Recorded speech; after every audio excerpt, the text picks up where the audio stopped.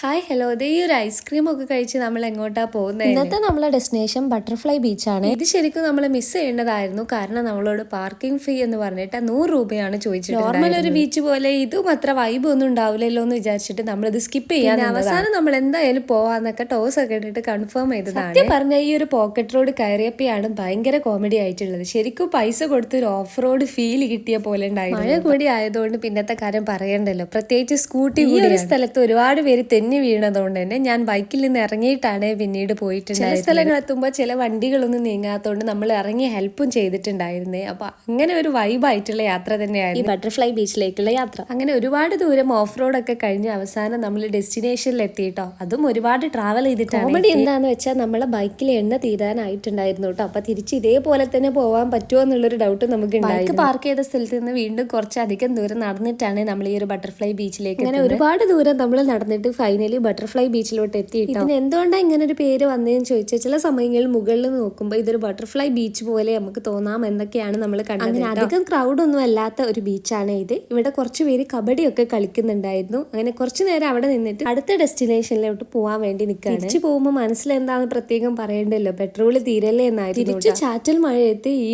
ഒരു off road vibe തന്നെയാണ് നമ്മൾ പോയി. അങ്ങനെ ജസ്റ്റ് മെയിൻ റോഡ് എത്തുമ്പോൾ നമുക്ക് ഇതുപോലെ കുറച്ച് വഴിയോര കച്ചവടക്കാരെ കാണാൻ വേണ്ടി പറ്റും കേട്ടോ. അവരുടെ കയ്യിൽ പെട്രോളും സംഭവങ്ങളും ഒക്കെ ഉണ്ട്. നമ്മള് ചേച്ചിയുടെ കയ്യിൽ നിന്ന് കുറച്ച് പൈനാപ്പിളും കൂടെ വാങ്ങി കഴിച്ചിട്ടാണ്. സോ നിങ്ങൾ ഗോവ വരികയാണെങ്കിൽ ബട്ടർഫ്ലൈ ബീച്ച് ഒരിക്കലും മിസ് ചെയ്യാതെ നോക്ക്.